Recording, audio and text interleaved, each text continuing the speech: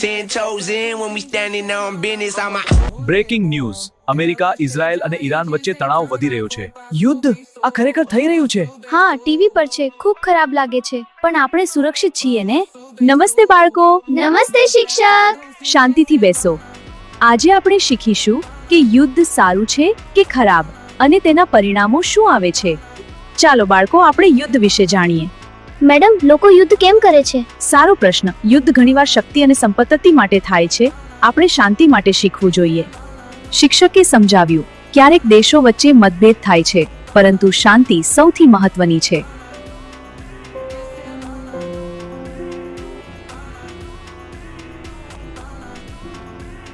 We choose peace.